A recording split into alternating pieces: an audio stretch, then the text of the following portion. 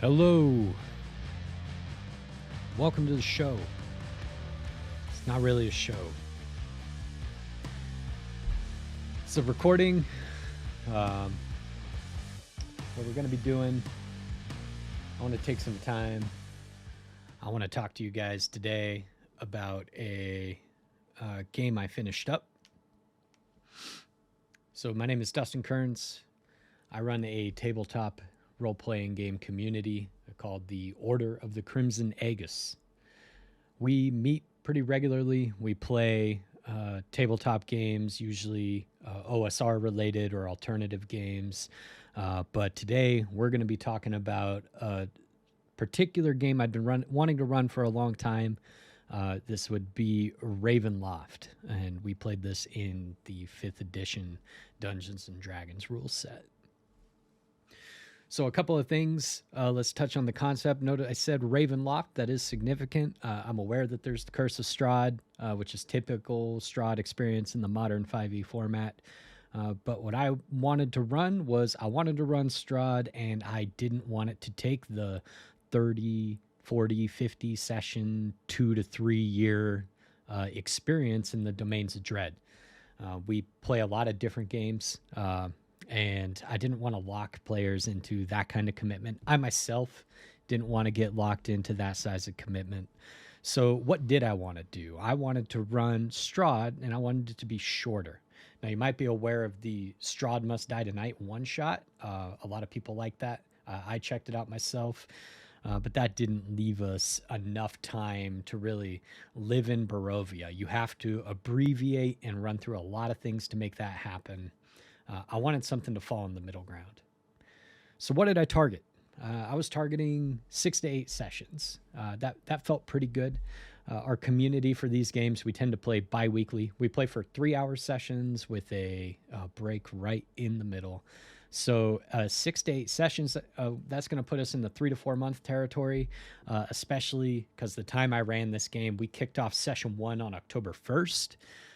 So we were going to be falling on some holidays here in the U.S. We got Thanksgiving, we got Christmas. We were going to trip over a couple of those. We ended up wrapping up around the end of January. We hit 8 sessions, right on the nose is what it ended up being. So to start this out, I want to talk about how I prepped and what I was going to do. Now, naturally, if you're thinking 6 to 8 sessions in Ravenloft, first thing I thought about was leveling. How am I going to do that? Well, I started the party out at level 5. I gave them an option to choose between a +1 weapon or a +1 piece of armor. They all chose +1 weapons for their classes. And I set up a kind of arcade style leveling experience. So I communicated this to them in the beginning, and I reiterated it when it became relevant during the tarot reading, which is that when they pick up each of the artifacts that are relevant to Ravenloft, each one of those was going to level them up. So that you got the Sun Sword, the Tome of Strahd, and the Amulet of Ravenkind. Now that's 3 levels, starting at level 5 that put them at 8. For those of you that passed 3rd grade math, you probably got that already. I wanted to give them one more. So this one I prepared ahead of time, but I did not communicate to the players. But when they killed the Heart of Sorrow, I was going to give them another level, as that's another kind of, another thing they can use to weaken Strahd by taking down the Heart of Sorrow and taking down that shield that he had. There's a couple of other things here. Let me check my notes, just looking at what I wanted to do. Oh, yeah, healing. What about healing? They're not going to have time to rest, right, in Ravenloft in this experience. You can't long rest in the middle of Castle Ravenloft. How are we going to be restoring healing? Well, what I decided to do was when they do level, that they would get the benefits of rest. And I also had some items that I'll talk about in the review that use a little bit of GM fiat to feed them some healing. And I made the icon of Ravenloft's healing apply kind of an AoE effect to them. Now that GM fiat item is around halfway through the castle exploration after they had fought some things and been whittled down a bit. I knew a big fight was coming up. I had some wine that had drinks in it, and essentially it would heal some hit dice when they took a drink of wine. There was a limit as to how much was in there, just to kind of keep them beefed up, because I wanted this to be I didn't want the experience to terminate early for just attrition. I wanted it to terminate early only in the case where they made egregiously bad decisions and self-destructed of their own accord. All right, so to prepare for this type of game, what I ended up doing is I, of course, went to Drive Through RPG. I picked up the TSR original i6 Ravenloft module. I picked that up. I think it was for like $13. I also picked up, of course, Curse of Strahd. And I read through both of these. I read through them kind of cover to cover. I'm that kind of person. I'm used to reading a lot of books and reading a lot of modules as a GM. That's a thing that I do. So I read these. Once I kind of had a good sense of it, in addition to reading these, I went to YouTube and I watched some creators that talk about preparing for Curse of Strahd. I found some good material, and I knew from experience that I was going to be able to run Barovia. Barovia is going to be easy. It runs like most, just like any other settlement that I run. I've got my own style for how I do that. I do run pretty theater of the mind style games, but I don't totally shy away from dungeon crawling experience when it makes sense. And so the way I was going to structure the game was theater of the mind for Barovia, a bit of a hex crawl overland using an overland battle map when they're moving between areas in the region of Barovia, and we'll look at that during the review stage. And then I knew I wanted Ravenloft to be a dungeon turn crawling experience, because that's what I feel like I would want to experience Ravenloft as, and that's what I wanted to deliver. So reading through these, once I had a good sense, I had engaged my players. I already knew from the beginning that some of my players were going to want to play this. They'd communicated to me for a while of, I'd really want to run Strahd. I really want to experience that. So I kind of knew I was going to have some buy-in. Once I'd read it, I reached out to them, and the next thing I'm thinking about is, how the heck am I going to memorize Castle Ravenloft itself? Castle Ravenloft is big. It's 88, 90 rooms, I believe, somewhere in that territory. That's a lot of rooms to remember, and they're not all empty. I mean, some of them are empty, but a lot of them have several things going on. So we'll talk a bit how I prepped to do that, which was essentially I read every single room when I read through these modules. And one of the things that I found was interesting is looking between i6 and Curse of Strahd. I was particularly looking for differences. What did they change between the two modules? And it's pretty interesting that even in Barovia and the road to Ravenloft and Ravenloft itself, there is not a lot different. They do change some descriptions here and there. Curse of Strahd adds some encounters. And there is Donovich and Doru, which are added. They add Rahadin. That's a bit different. But by and large, it's the same, which was cool. But that did kind of mean that, what am I importing from Curse of Strahd? Well, let's talk about that. What I imported, I did pull in Donovich and Doru into Barovia. I felt like Barovia needed a little bit more going on to sink the hooks into the players and get them playing, engaging, and interacting, especially as some of these players were kind of new-ish. They might not say that themselves, but as far as like practical game experience, some of them are pretty on the new side to the game. And I also pulled in Rahad into the castle. I thought he'd make a great addition. I had plans for him as a lieutenant of Strahd. And there's a particular encounter at the River Ivlis crossroads where there's like an illusion hanging from the gallows. I liked that encounter. I thought it was going to make a good stopover point for the players to give them a reason to not just move from A to B, and give them an interactable scene along the way up the road. So some of the descriptions in Castle Ravenloft as well ended up making it into my game. They now I don't really like to use box text. I mean, I found myself doing it more often than I normally would in a castle this size, mostly because by the time we would get to rooms, sometimes I honestly just forgot what was going on. But generally, I try to use the box text and I try to paraphrase it, deliver it in my own way. It just feels more natural to me. It's something I try to do.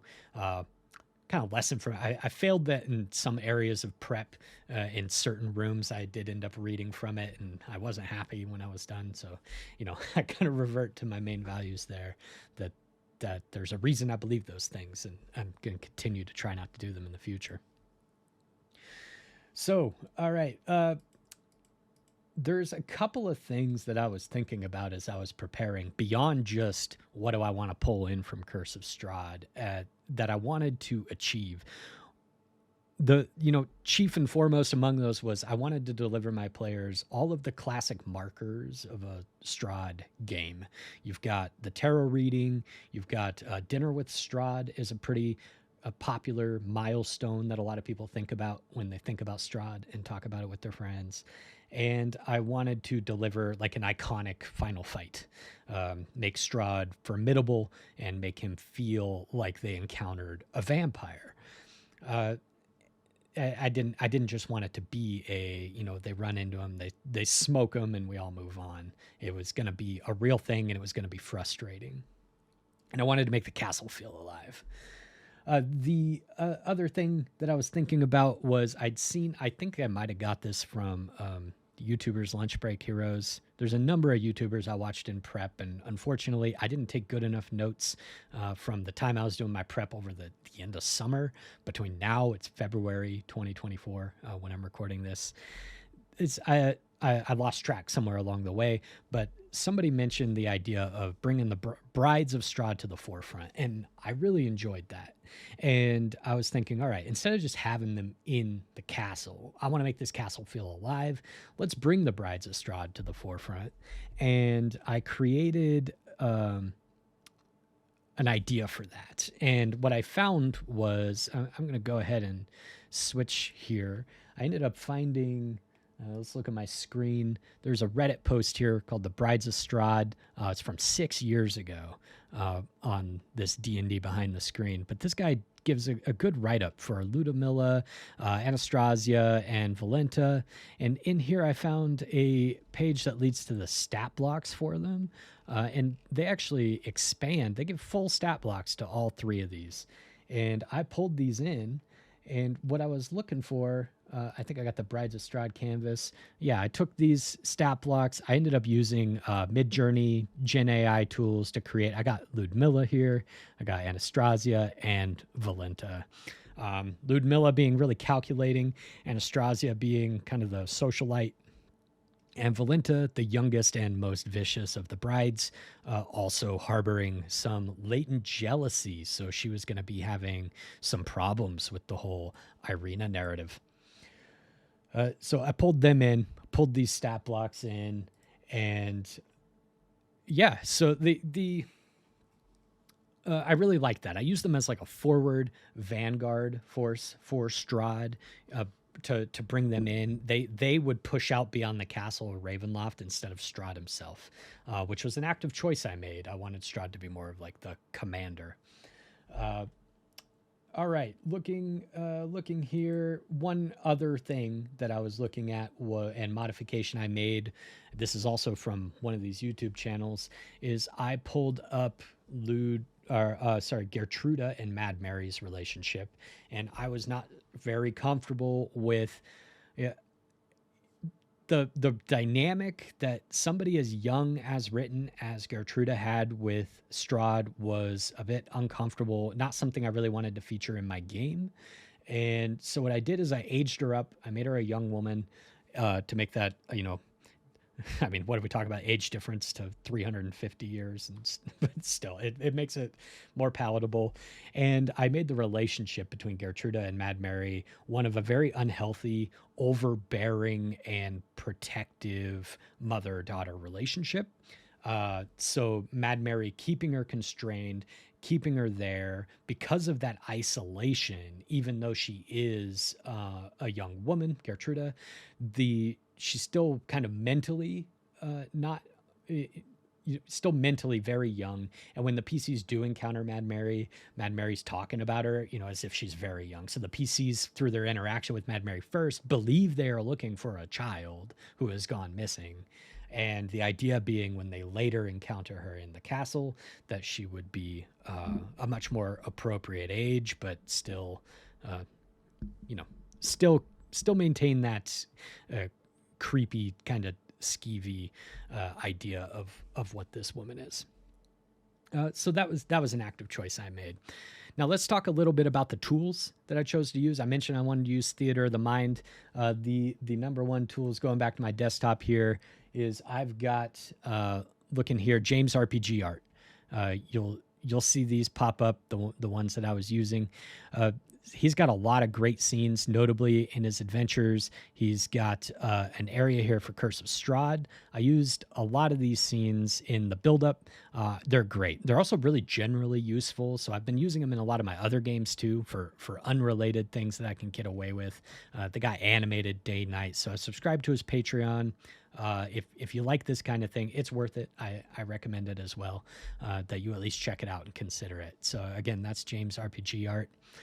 For the game itself, for Ravenloft, when we got there, I mentioned I wanted to be a dungeon crawl. I found through Reddit channels, I found this Castle Ravenloft Foundry build. This is a great tool. It ended up working really well. There's a few performance issues and a few configuration issues you have to work through that I'll talk about.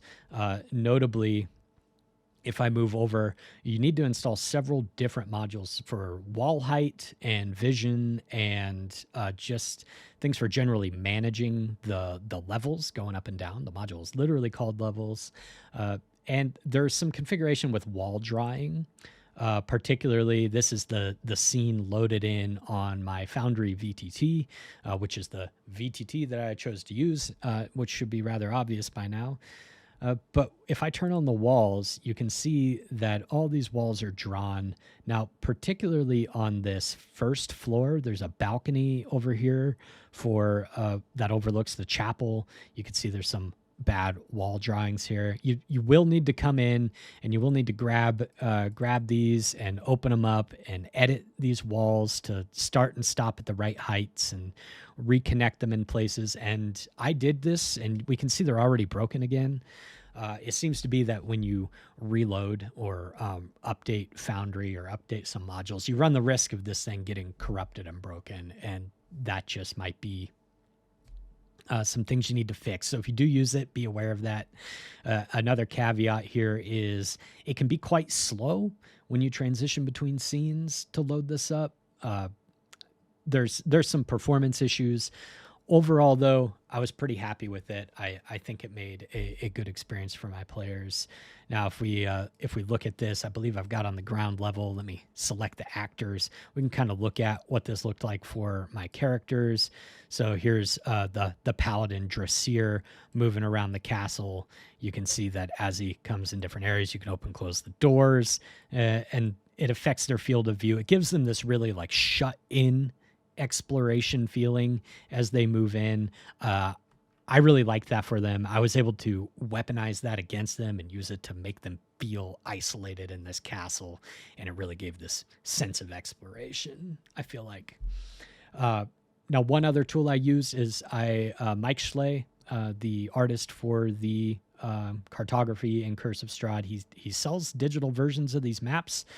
So I picked up the land of Barovia, and I did a little bit of trimming in my map here. If we look at this land of Barovia scene that I use, you can see I've clipped it down to just the area, including Ravenloft and the road to Barovia, as essentially my experience, which was a updated Ravenloft using 5e.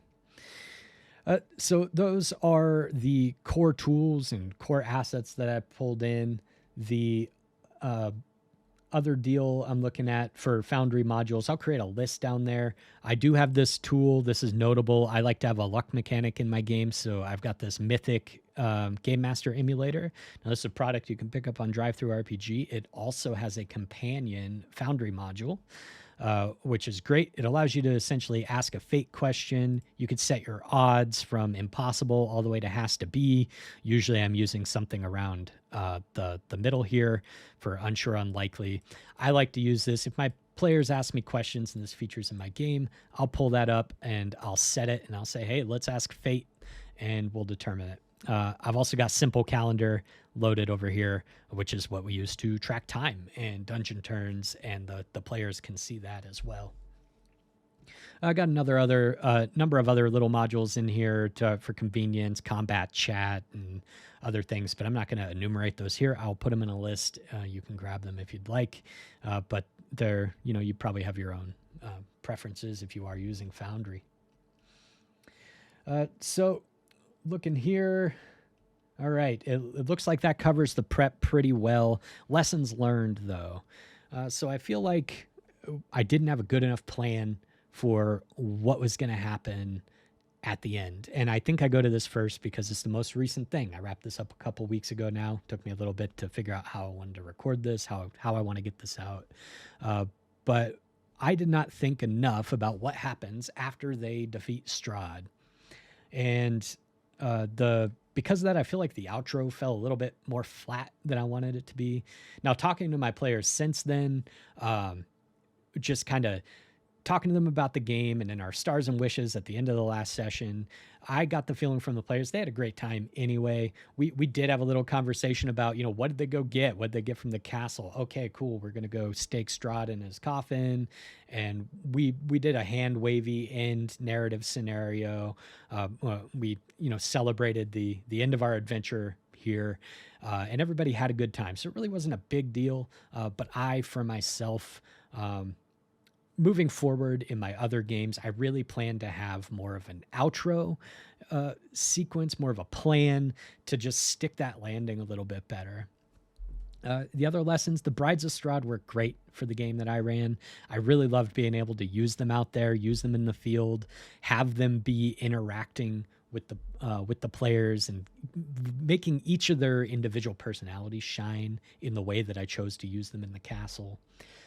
The way that I ran Ravenloft, I didn't run Ravenloft with all the monsters just, T-posing in their rooms, waiting for the adventurers to come along.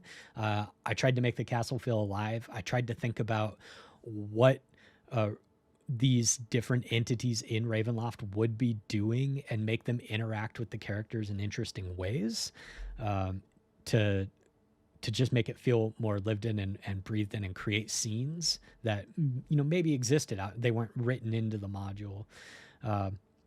The one tool I didn't mention, I forgot to mention that I did bring in. I didn't end up running it, but I did use things from it, and it deserves a call out, which is that the Wedding at Ravenloft third-party module, I ended up bringing that in as once Strahd got a hold of Irina, naturally he's going to marry her. Oh, well, when's he going to marry her? He's going to marry her at midnight because that's when, classic kitchen sink gothic horror things happen. They happen at the stroke of midnight. That's a perfect doom clock to really turn the pressure up. They need to figure out how to stop it by midnight.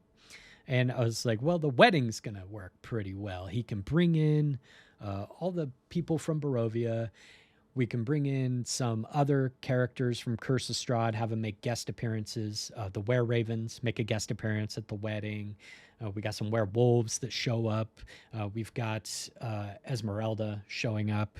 And these things all came together to make that wedding scene. Now, the characters, or my players rather, they had different plans for how that wedding was going to go. But just importing all of that work, as well as some capabilities that Strahd can gain from that, really created an atmosphere of chaos. I'm really glad I did it. Even though we didn't play through the module, I'm glad I threw all the characters at the wedding into the scene so that my players could make a mess of it. What a beautiful mess it was. All right. So that's kind of the prep. Lessons, just thinking about those things. I'm glad I did it.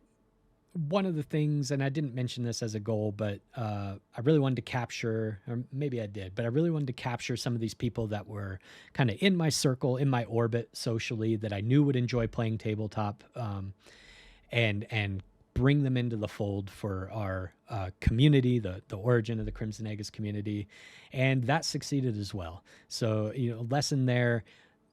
Somebody who'd been in my orbit for a year and hadn't played any games with me in the year and a half I'd been running them pretty regularly again. I captured their attention with this, and I've retained them. They've moved into some of my other games, my long form games. They're having a good time with it. They're playing with us now, and that was an excellent outcome for this. Overall, worth doing. 8 sessions worked pretty well. We didn't stay here too long to get sick of it. A lot of people really like living in this world for that amount of time. I really don't think we would have. I'm going to break this into 2 videos. So I'm going to record another video where I go over the review of the game. It's going to be entirely too long. Record it for posterity. But if you're into it, you want to know more details about what happened in my game specifically, feel free to join us or look in the associated video playlist and we can check it out. All right, guys, you made it this far. Thank you very much. And check out the review video. I'm going to try to do some more videos like this. So if you like it, stick around.